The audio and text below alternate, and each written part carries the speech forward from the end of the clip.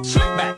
No, no, slick back. That's what I said. Slick back. No, nigga, I'm a pimp named Slick back. Pimp named Slick back. Pimp named, pimp named. Slick back. Nigga, are you deaf? I'm a pimp named Slick.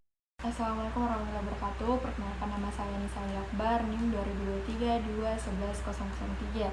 Jadi saya akan menjelaskan teori perdagangan internasional.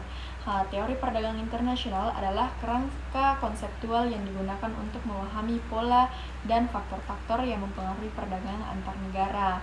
Nah, jadi teori ini membantu menjelaskan mengapa negara-negara terlibat dalam perdagangan dan bagaimana distribusi keuntungan dan kerugian perdagangan internasional terjadi. Nah, adapun beberapa teori, yang pertama yaitu teori keunggulan mutlak. Teori ini dipelopori oleh Adam Smith. Nah, Adam Smith menyatakan bahwa negara akan mengekspor barang yang dapat diproduksinya dengan biaya absolut lebih rendah dibandingkan negara lain. Negara tersebut memiliki keunggulan absolut dalam produksi barang tersebut. Nah, perdagangan internasional ini terjadi ketika negara saling mengekspor barang yang memiliki keunggulan absolutnya dan mengimpor barang yang tidak dapat diproduksinya secara efisien. Nah, contohnya, negara A dapat memproduksi gandum dengan biaya $1 per unit, sedangkan negara B membutuhkan biaya $2 per unit. Nah, negara A memiliki keunggulan absolut dalam produksi gandum. Negara B dapat memproduksi tekstil dengan biaya $3 per unit, sedangkan negara B membutuhkan biaya $4 per unit. Negara B memiliki keunggulan absolut dalam produksi tekstil. Nah, berdasarkan teori ini, negara A akan mengekspor gandum ke negara B dan mengimpor tekstil dari negara B. Nah, yang kedua yaitu teori keunggulan komparatif. Nah, teori ini dikembangkan oleh David Ricardo, menyatakan bahwa negara akan mengekspor barang yang memiliki keunggulan komparatif. Nah, meskipun negara tersebut tidak memiliki keunggulan absolut, keunggulan komparatif ini diukur berdasarkan biaya relatif produksi barang. Negara akan fokus memproduksinya dan mengekspor barang yang memiliki biaya relatif terendah dibandingkan dengan negara lain. Nah, meskipun negara lain tersebut memiliki biaya absolut yang lebih rendah dalam produksi barang tersebut. Nah, contohnya, negara A dapat memproduksi gandum dengan biaya $1 per unit dan tekstil dengan biaya $2 per unit. Nah, negara B dapat memproduksi gandum dengan biaya 2 per unit dan tekstil dengan biaya 1 per unit. Nah, meskipun negara B memiliki biaya absolut yang lebih rendah dalam produksi tekstil, negara A memiliki keunggulan komparatif dalam produksi tekstil karena biaya relatif tekstil negara A yaitu $2 banding $1 sama dengan 2, lebih rendah dibandingkan biaya relatif tekstil negara B yaitu $1 banding $2 yaitu 0,5. Nah, berdasarkan teori ini, negara A akan mengekspor tekstil ke negara B dan mengimpor gandum dari negara B. Teori ketiga yaitu model Hexer-Ohlin.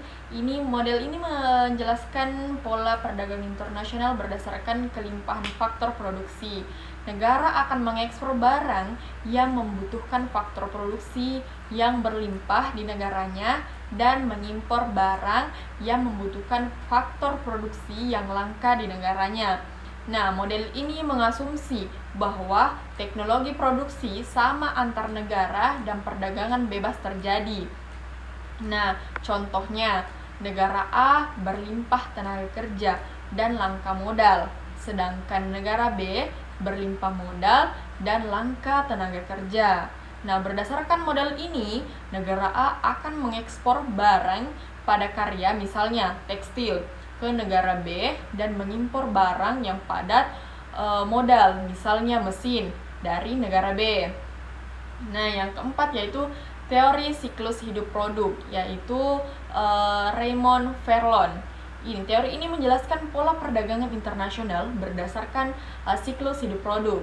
Nah, produk memiliki 3 fase. Yang pertama yaitu pengenalan, terus yang kedua pertumbuhan, dan yang ketiga yaitu kematangan. Pada fase pengenalan, negara yang memiliki teknologi dan modal tinggi akan mengekspor produk tersebut. Pada fase pertumbuhan, negara dengan biaya produksi yang lebih rendah akan mulai mengekspor produk tersebut. Nah, pada fase kematangan, perdagangan produk tersebut akan menurun karena produk tersebut mulai diproduksi di banyak negara. Nah, contohnya, negara A mengembangkan produk, misalnya smartphone dan mengekspornya ke seluruh dunia. Nah, ini fase pengalaman.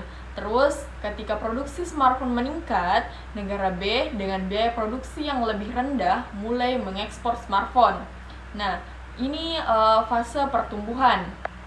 Terus, pada fase kematangan, banyak negara memproduksi smartphone dan perdagangan smartphone menurun.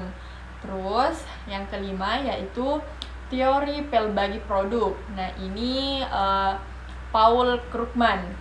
Teori ini menjelaskan pola perdagangan internasional dengan mempertimbangkan keberagaman produk. Nah, negara akan mengekspor barang yang memiliki keunggulan diferensiasi, yaitu produk yang berbeda dan unik dibandingkan dengan produk dari negara lain. Nah, teori ini menekankan peran inovasi dan keunggulan kompetitif dalam perdagangan internasional. Nah, contohnya, negara A memproduksi mobil dengan desain dan teknologi yang unik. Nah, keunggulannya diferensiasi. Nah, konsumen di negara lain bersedia membayar lebih untuk mobil tersebut, sehingga negara A mengekspor mobilnya ke negara lain. Nah, jadi itu tadi penjelasan dari saya. Sekian dari saya. Assalamualaikum.